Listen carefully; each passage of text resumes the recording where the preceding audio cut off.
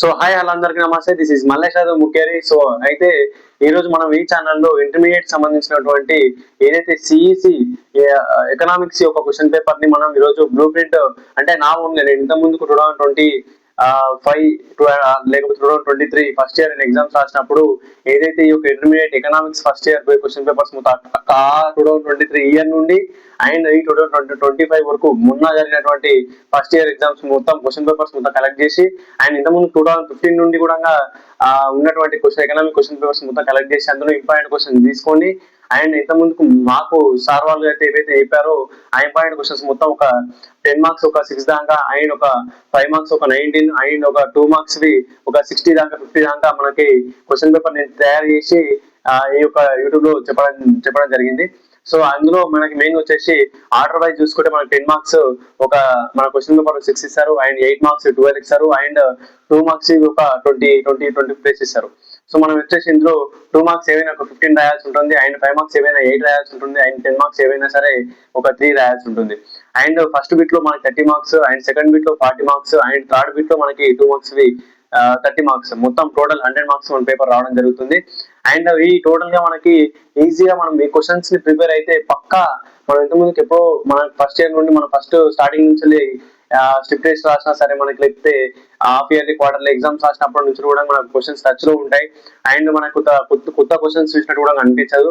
కాబట్టి లేట్ చేయకుండా మనం ఆ క్వశ్చన్స్ ఏవైతే ఉన్నాయో మనం ఈ 25 డేస్ లో కూడా వర్క్ చేస్తే పాస్ అయ్యే విద్యార్థులు పాస్ కావచ్చు అండ్ ఎక్కువ ఎవరైతే టాపర్ గా లేకపోతే కాలేజ్ ఫస్ట్ అవ్వాలనుకుంటున్నారో వాళ్ళకి కూడా 99 మార్క్స్ క్వశ్చన్ పేపర్ లో పోయి ఖచ్చితంగా దొరుకుతాయి.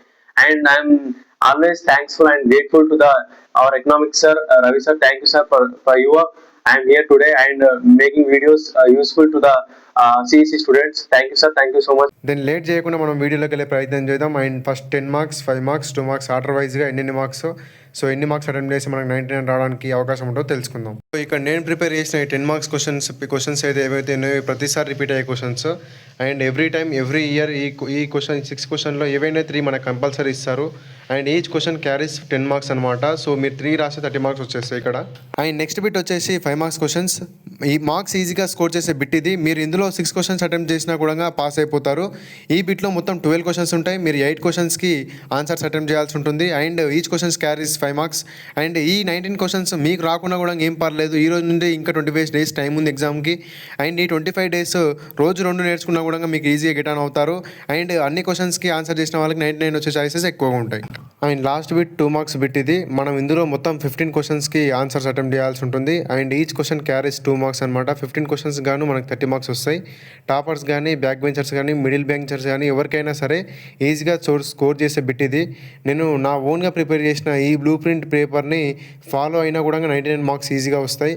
అండ్ ఎందుకంటే ఈ క్వశ్చన్స్ లేకుండా క్వశ్చన్ పేపర్ అనేది తయారు కాదు కాబట్టి సో డోంట్ వరీ అబౌట్ ఈ క్వశ్చన్స్కి ఆన్సర్ తెలిసి ఉంటే 99 మార్క్స్ మీ పాకెట్లో ఉన్నట్టే. బికాజ్ ఎందుకు ఇంత కాన్ఫిడెంట్గా చెప్తున్నంటే ప్రీవియస్ పేపర్స్ కానీ నేను ఇంతకుముందు చదువుకున్న పేపర్స్ కానీ మొత్తం అన్ని కలెక్ట్ చేసి కూర్చొని రాసిన క్వశ్చన్ పేపర్స్ క్వశ్చన్స్ ఇవన్నీ కాబట్టి ఖచ్చితంగా ప్రిపేర్ అయ్యి వెళ్తే చాలు.